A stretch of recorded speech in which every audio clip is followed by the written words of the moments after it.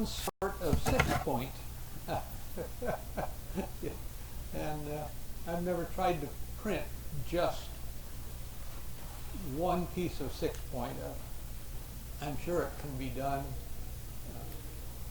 We have some pretty interesting ones. They get rather small, and one of the large collections of cuts that we have was from an engraver who lived and worked here in Sacramento around turn of the century, 1920s, 30s, and that gentleman's name was Lewis Winter, and we were lucky enough to get 20 or 25 small boxes of his cuts, and he did it all. He wood engraving, stereotypes, electrotypes. A lot of the work that he did was for companies that were printing catalogs. So we had you could say we have a mess of shoes. Of course, none of those shoes would you find anybody wearing nowadays, unless maybe they're living history or something like that. For those wondering, we are about to formally get started in just a few minutes. Actually, we are going on stage in just a few moments for International Museum Day. So I'm going to turn the camera around and I'm going to introduce our big presenter today. Good afternoon, everybody. We are here at the Sacramento History Museum. My name is Jared, and I am the voice behind a lot of the videos with Howard here in the print shop. It's been a long 6 months of us here at the Sacramento History Museum. We've been closed for over a year, and we've been thankful to be open for the last month. And we're still bringing TikTok videos to folks all over the world. And probably the silver lining behind this is that we've been able to reach so many people thanks to the person I'm about to introduce, and that is Howard, our wonderful volunteer here at the Sacramento History Museum. Howard has been a volunteer with the museum for over 22 years, and he has himself and our print shop have been made famous because of TikTok.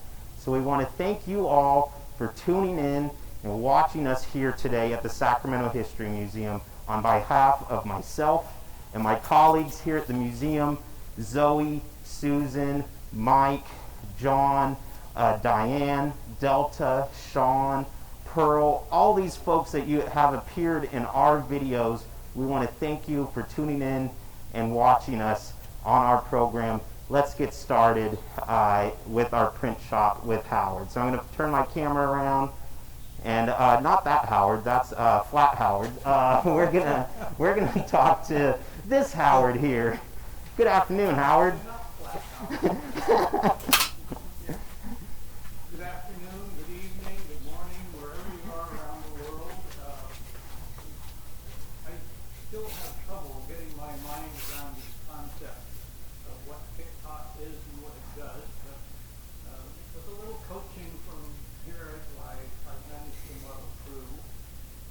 Most of our print shop display here, and I call it a printing office because that's what it was actually listed as in the Keep talking. in the brochure. Yeah. So, I just call it a printing office, and basically this part of the display is what you would have found in the 1850s, 1860s in Sacramento. Hold on one moment. We're having a mic check.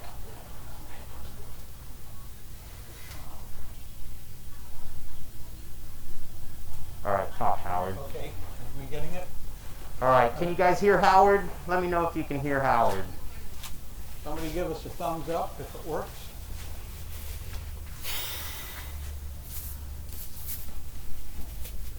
Keep talking. Okay. Yeah, they got it. Yep. I wanted to take you through some of the high points in the shop. And basically the real stars of this display are our two printing press, because they represent the sort of printing press that you would find at the time of the gold rush in Sacramento, because a lot of different people wanted to become printers. There's a book which is, I won't say we consider it the end-all be-all, but it's Thompson and West, Sacramento History, and it covers the first 30 years of Sacramento's history. And during that time,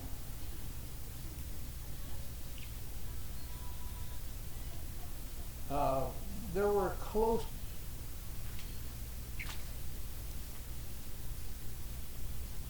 on to 90 different newspapers. There were lots of merger and acquisitions, and he wasn't getting the play that he wanted. He started his own newspaper and just said how wonderful he was and how he ought to be elected. Unfortunately, he didn't get elected and promptly closed that newspaper for about 3 weeks. Other different newspapers got in trouble. There were two papers, they got into a financial war. They kept undercutting the other paper, and it got to the point in office and said, okay guys, we're cutting the wages of the printers. At which point all the printers walked out, started their own newspaper. So those two papers went under. But the one that they started was able to survive after going through various name changes and things that, like I say, in the first 30 years, there were lots of people that thought they could run a newspaper. And it was so bad that some unknown source nicknamed Sacramento the graveyard of newspapers. We had a colorful history. The first press we want to talk about is the Washington Hand Press. The figure 4 toggle mechanism is what makes it a Washington, as opposed to a Columbian or an Albion or a Stanhope, or a lot of other different press. And in its day, it was wonderful for producing newspapers. This one, the bed is large enough you could get 2 pages of the paper down, and the typical day's paper was only 1 sheet folded, so it's 4-page paper. We don't have actual figures, but we did some estimating that it took about 100 hours to set 4 pages, and they were doing this in 6-point. So 15 or 20 compositors, really going to town. But of course, at the end of the day, they also had to clean the type and put it back in the type cases. As the Washington became less popular, because from 1800 on, the history of, I'll say, the printing press or a printing press just took off. There were all different kinds of printing press, and they were getting into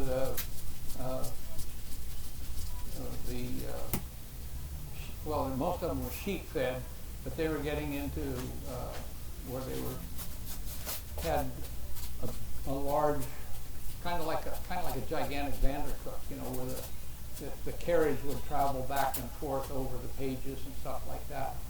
So Washington got relegated to a kind of duty of, maybe pulling proofs or something, and then of course when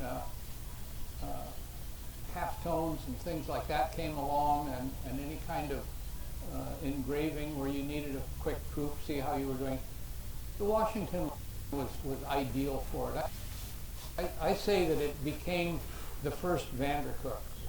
But that's just my opinion on that. Because it was so handy, you could put some type on the bed. If you had it adjusted right, you could leave the type in a galley or not. You know, just take a quick proof and find out where you were going. I've got some type set on the bed today. Because you're going to print something, right, Howard? That's it. Yeah, folks, this press still works. If you check out our account, you'll see all the stuff that we've printed on here. So what are you doing right now? You're getting just a thin layer of ink to put on the type.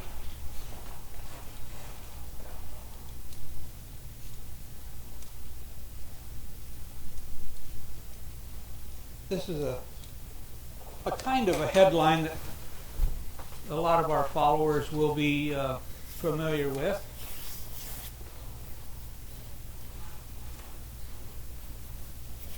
And I have to say this because I was told to, almost brand new padding, because somebody kind of christened it a little bit. But the padding is used to just cushion it, even out the printing surface, be gentle on the type and on the press itself. The press is almost 170 years old, and the type that you're using is about 120 years old. You listen to me, don't you? Yeah, I do. And pretty soon you'll be wanting to do this job. And that's why it's called the printing press, folks. Yeah. We literally press a sheet of paper, and this is not stamps. These are individual pieces of type set in a form, and we got today's headline, folks. Hot off the press, as they say. Printed right here on our Washington hand press. And thank you, everybody, for being a part of this. Yeah, like I say, I still don't get it, and that's the truth, but I really appreciate all of you that follow the Sacramento History Museum. Now, if you wanted to do that again, you would repeat that whole process all over again for another copy. And it didn't matter, you know, if it was 2 pages of a newspaper or any other little thing. The Washington, like I said, was in its heyday. It was the press. And when you look at history of printing press, a fellow named George Clymer invented a press that he called the Columbian. You press aficionados know it's the really fancy one that has the little eagle counterweight up on it and stuff. He could not sell those in the United States if his life depended on it. He took it to Europe, got it in England. He couldn't produce them fast enough. They were the big hit in Europe. So it just goes to show you, finally somebody over there realized that they could make a printing press that wasn't a Washington, that wasn't a Columbian, and being patriotic sort, they called it the Albion, which is sometimes England goes by that nickname. And so things change all the time. Even just where I've had an interest in printing, I've seen lots of things happen. And of course, to me, the worst thing is kind of the demise of the printed newspaper. But that's another story, and we can't get on with that. So we want to get on to the other press. I'm going to go around the other side so we get a better look at it here.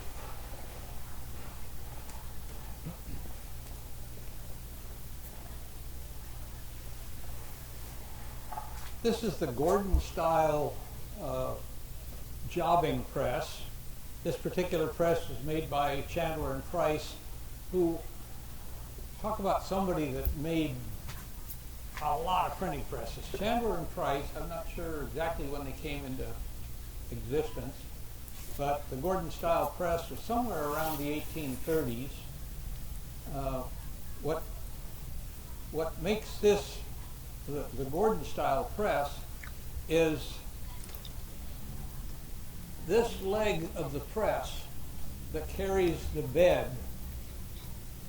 The pivot is almost on the floor. You couldn't get it any closer to the floor.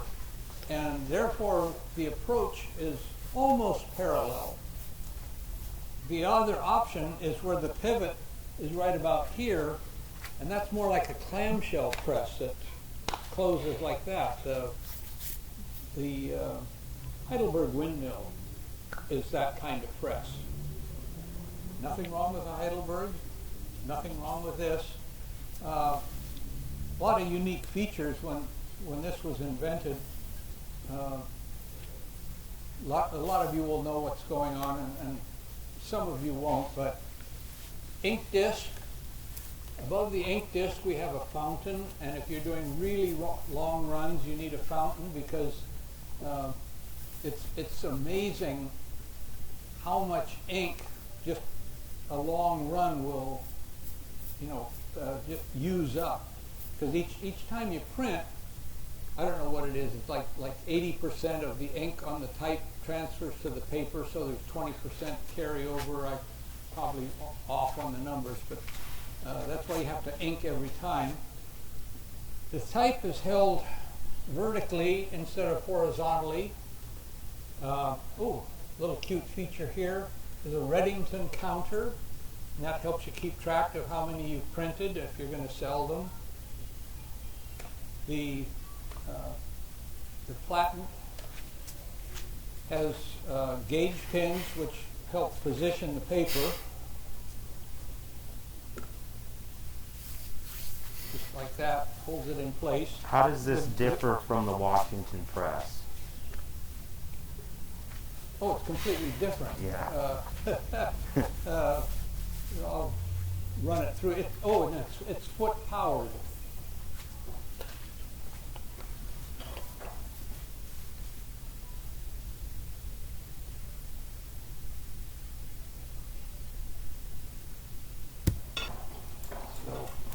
Once you get the press running, this flywheel will just carries it on very easily. In fact, I can miss a few beats there and it will keep going. One of the things that people want to know is, does your leg get tired? Well, yes. If Jared is watching that or not, but just you can change legs. So every so many impressions, I would change legs.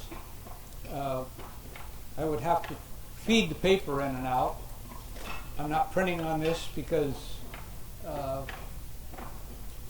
we're kind of late in the day, and it does take a bit to clean this up if I have ink on the press.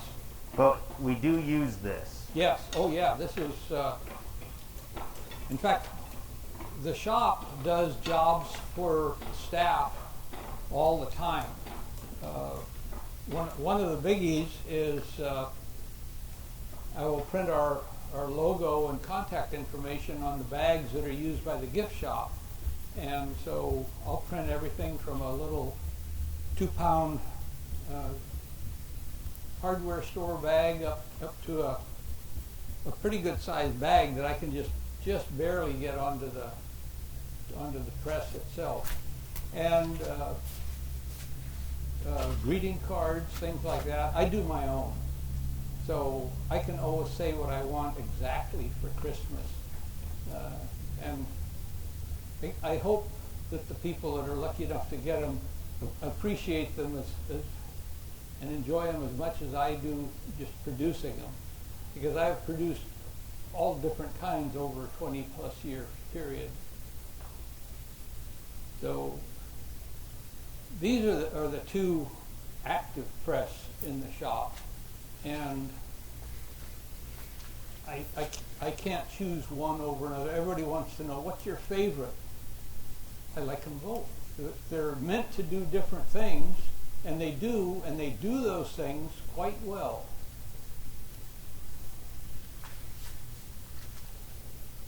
The selection of type, which, everybody thinks you own a printing press, you can just go ahead and conquer the world. Well, you need an awful lot of auxiliary things.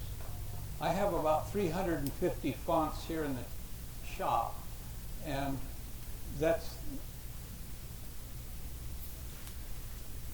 both good and bad. It means that I don't have enough type that I could try and print a replica newspaper. I can get about enough to cover one side of an 8.5 by 11 sheet, and that's kind of fun, and people enjoy getting those. But by having 350 fonts, and some of them date